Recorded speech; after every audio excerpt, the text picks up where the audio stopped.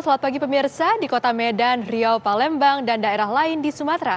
Selama 30 menit ke depan kami akan mengabarkan informasi menarik dari wilayah Sumatera dan sekitarnya bersama saya Jasmine Rahmadi. Inilah kabar Sumatera untuk Anda.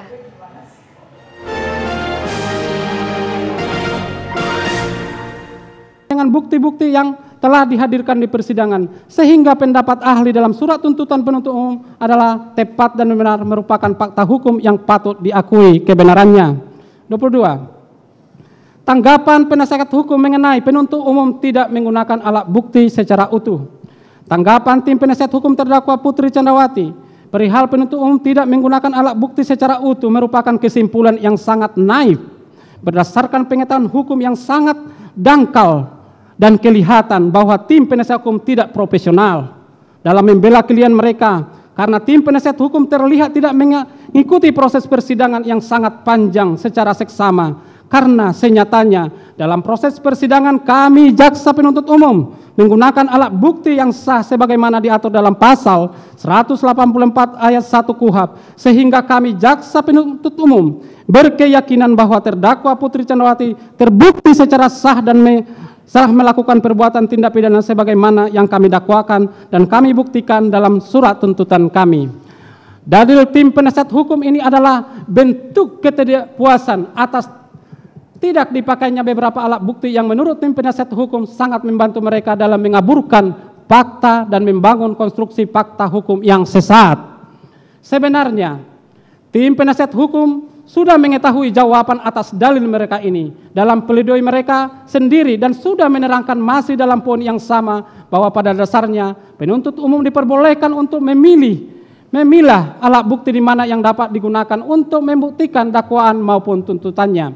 Sebagaimana tujuan pembuktian bagi penuntut umum sebagai suatu usaha untuk meyakinkan hakim berdasarkan alat bukti yang ada agar seseorang terdakwa bersalah sesuai dengan apa yang didakwakan kepadanya. Untuk itu, penuntut umum harus menapis dan menyaring setiap alat bukti yang ada dengan melihat aspek validaritas dan kesesuaian dalam membuktikan setiap unsur pasal yang didakwakan guna mendapatkan kualitas alat bukti yang baik dan kredibel dalam pembuktian kesalahan dan perbuatan terdakwa.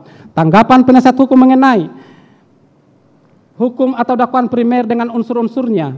Tanggapan tim penasihat hukum atas hukum dakwaan dengan unsurnya bahwa tanggapan tim penasihat hukum terdakwa Putri Candrawati pada angka 23 dan 26 tidak perlu penuntut umum tanggapi karena telah termuat dengan jelas dan tegas dalam uraian analisa yuridis dalam surat tuntutan penuntut umum mulai halaman 455 sampai dengan halaman 584 bahwa dalam tuntutan penuntut umum terdakwa Putri Candrawati dinyatakan telah terbukti secara sah dan meyakinkan melakukan tindak pidana pembunuhan berencana secara bersama-sama dengan dakwaan primer melanggar pasal 340 KUHP junto pasal 55 ayat 1 ke 1 KUHP.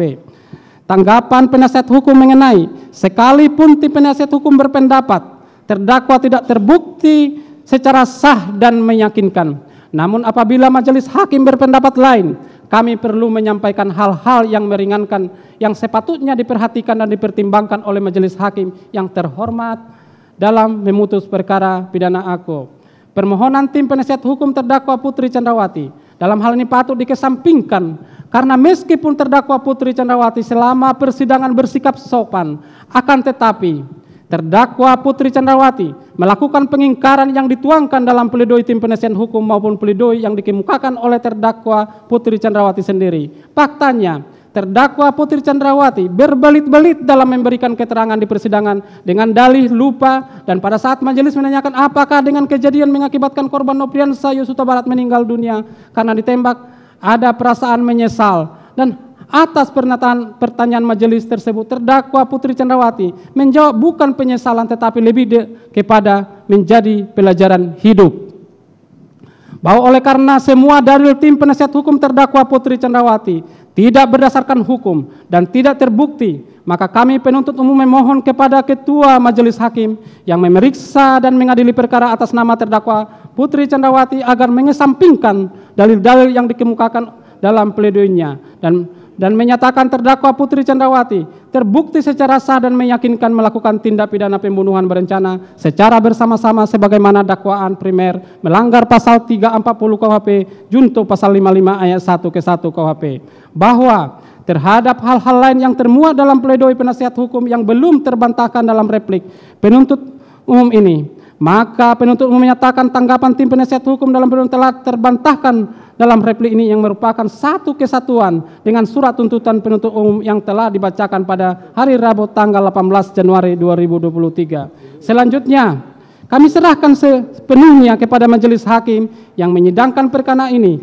Semoga Tuhan Yang Maha Esa memberikan kekuatan batin kepada majelis hakim yang mulia dalam menjatuhkan putusan dalam perkara ini dengan seadil-adilnya.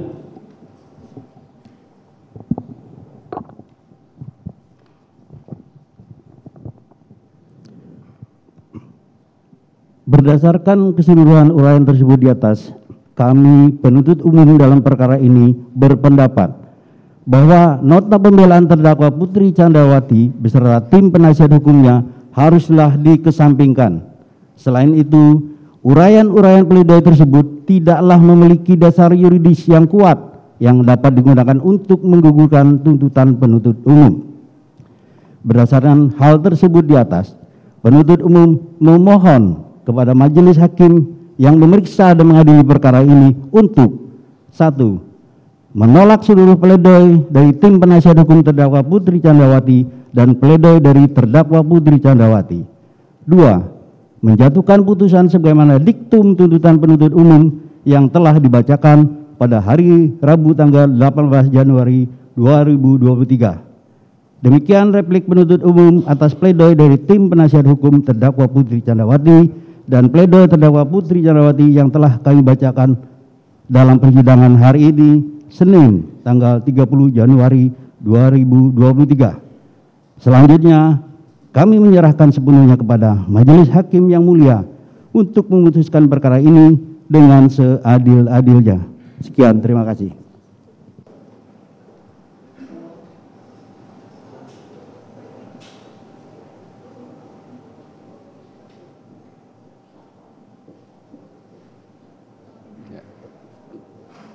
Terima kasih. Ya. Baik, demikian replik dari jaksa penuntut umum. Selanjutnya kami memberi kesempatan kepada penasihat hukum untuk mengajukan duplik, yakni kita tunda pada hari Kamis yang akan datang dengan agenda pembacaan duplik dari penasihat hukum terdakwa.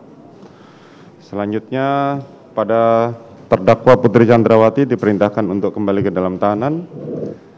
Sidang perkara nomor 797 Pit B 2022 atas nama terdakwa Putri Chandrawati dinyatakan ditutup.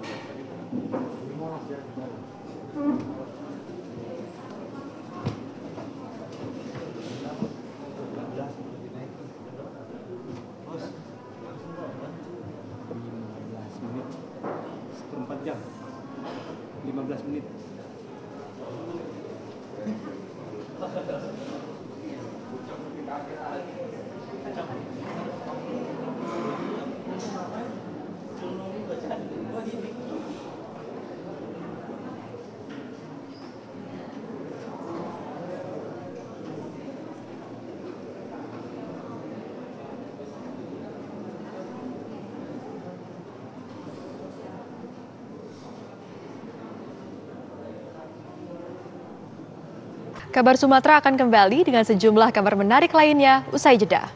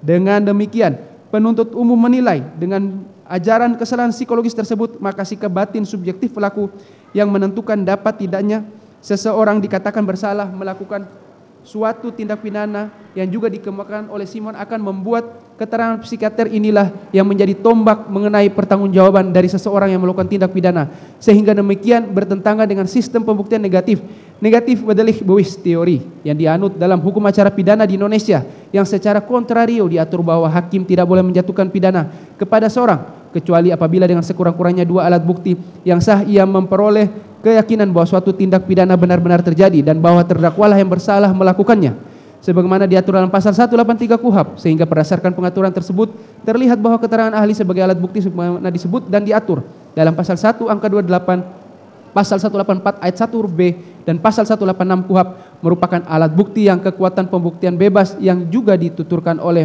M. Yahya Harahap dalam bukunya yang berjudul Pembahasan Permasalahan dan Penerapan KUHP, bahwa keterangan ahli tidak mempunyai kekuatan yang pembuktian yang menentukan dan mengikat.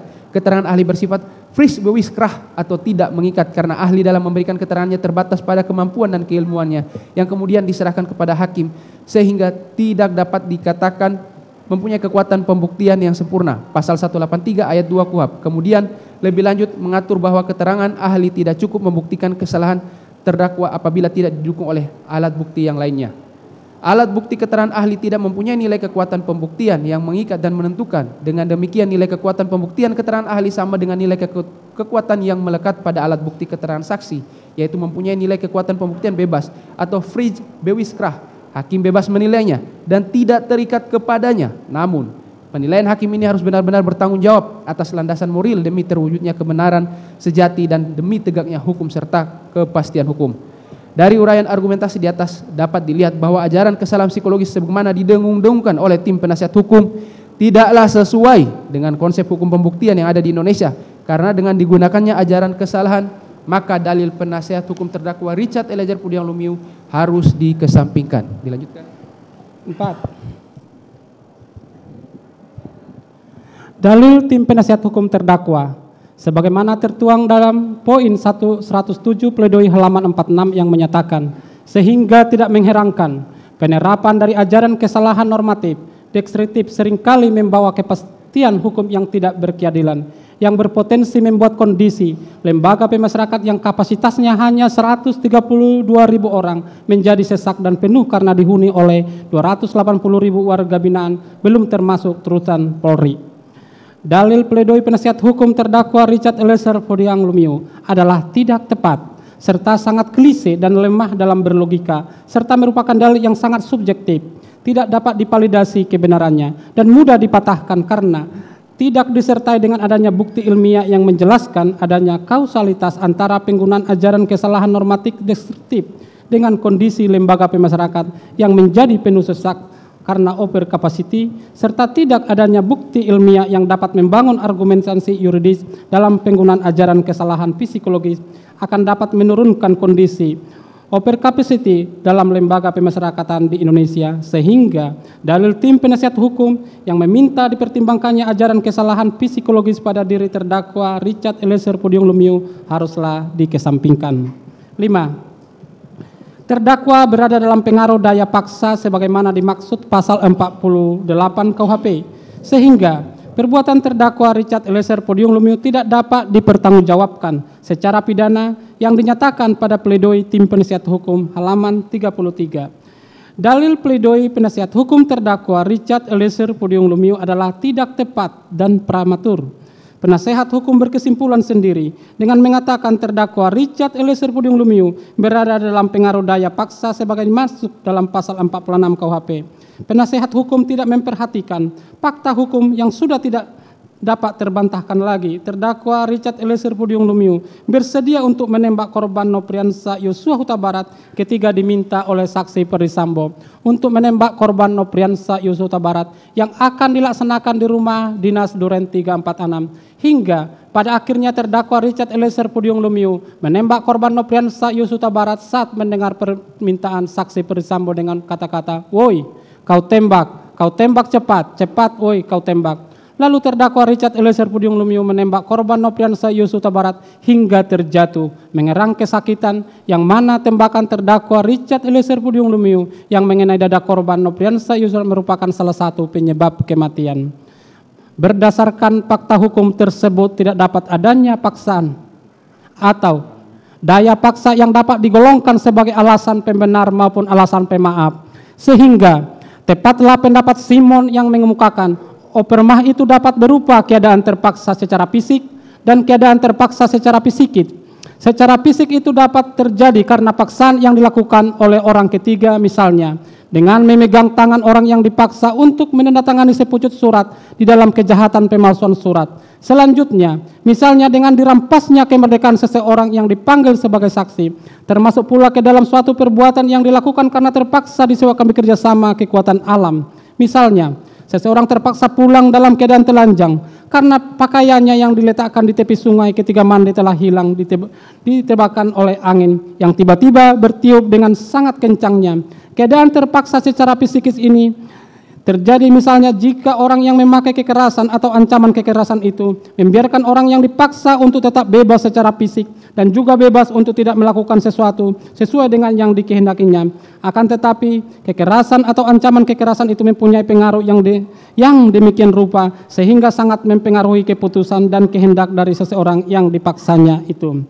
Bahwa juga terdapat jurisprudensi terkait dengan daya paksa. Pasal 48 KUHP adalah sebagai berikut. MA Mahkamah Agung nomor tanggal 30 Mei 1991 nomor 121K garing KR garing 1960.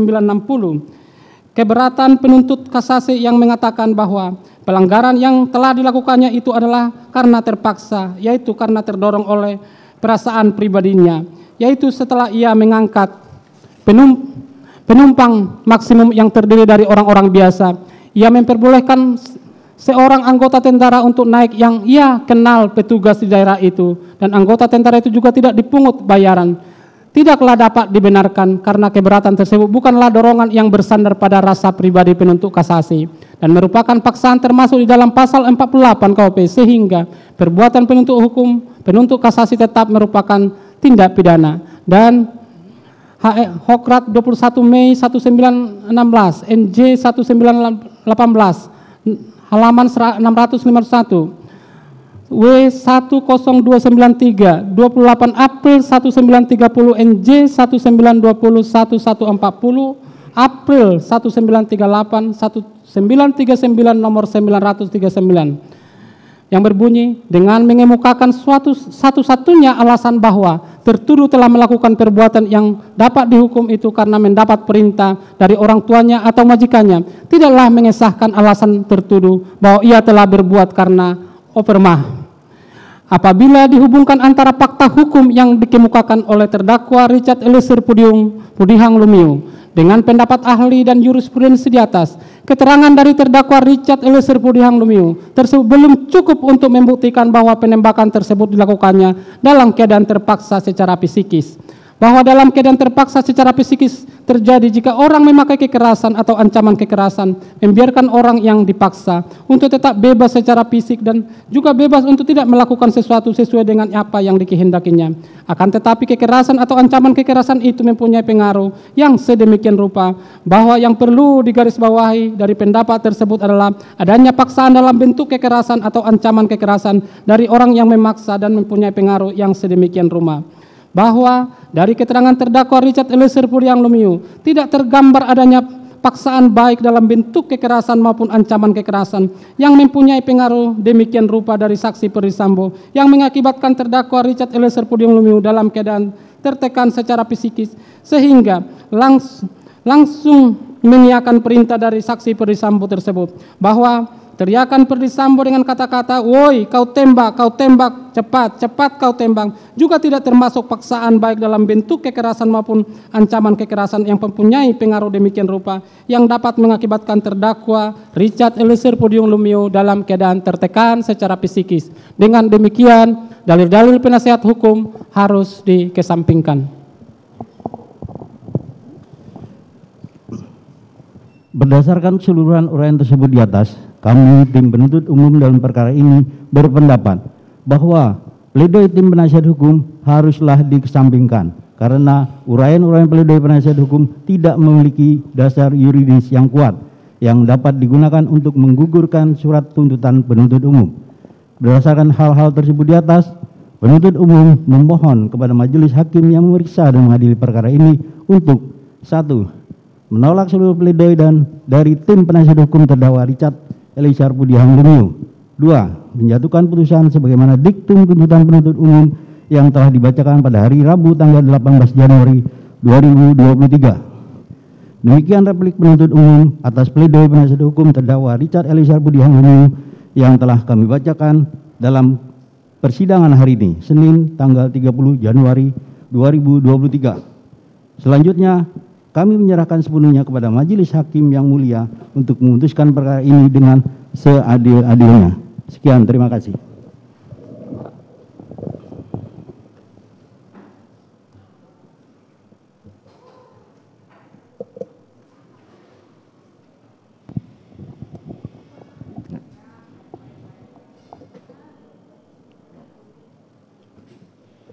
Terima kasih.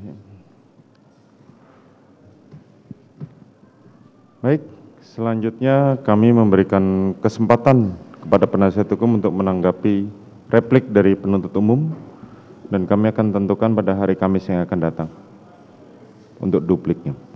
Terima kasih majelis. Ya. Jadi saudara terdakwa diperintahkan untuk kembali ke dalam tahanan dan akan diperhadapkan pada hari Kamis yang akan datang dengan agenda pembacaan duplik. Sidang perkara nomor 798 PIT B 2022 atas nama terdakwa Richard Eliezer Budiang Lumiu dinyatakan ditutup.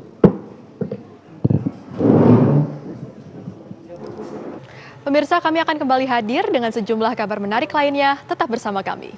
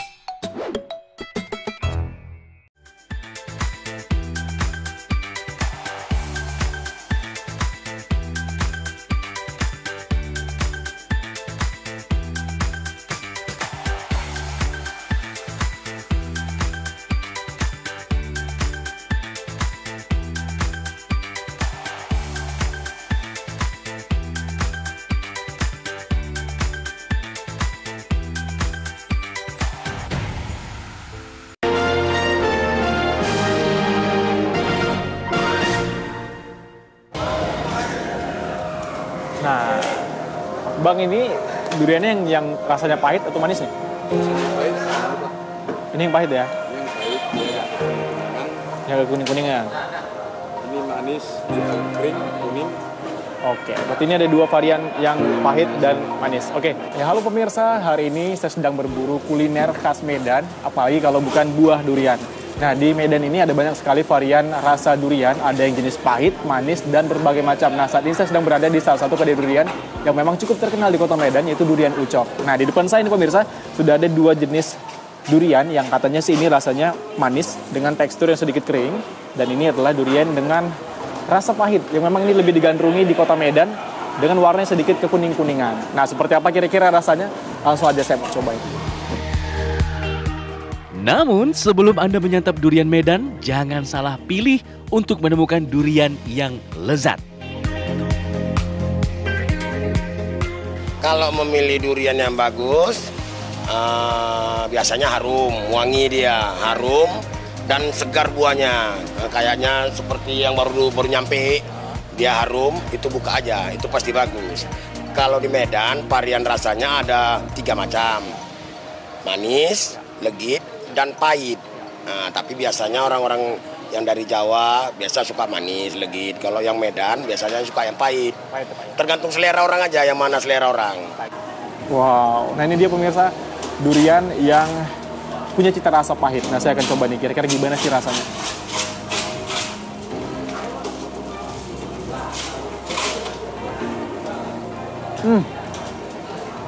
Ini teksturnya legit pemirsa. Rasanya juga memang nggak begitu pahit, tapi memang ada sedikit rasa manis dan pahit. Jadi tercampur manis dan pahit maksud saya. Dan ini memang lezat sekali. Untuk satu buah durian dibanderol dengan harga bervariasi, mulai dari Rp50.000 hingga Rp100.000 per buahnya, tergantung ukuran dan kualitas. Kebetulan suka, karena kan durian ini khas dari Medan, Bang. Karena rasanya manis dan enak. Sekitar 5 kali. Ya. Sering, Bang. Kebetulan ini saya bawa teman dari Batam, dia baru nyampe di Medan. Karena terkenal akan kelezatannya, dalam sehari kedai durian Ucok menghabiskan hingga 1.500 buah durian.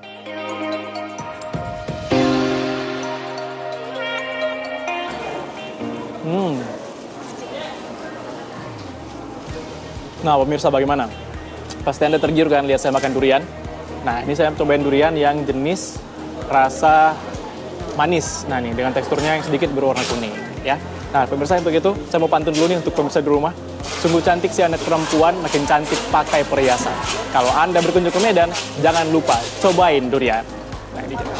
Dari Medan, Sumatera Utara, Nopri Apandi, Ferry Utama, Tilion mengabarkan.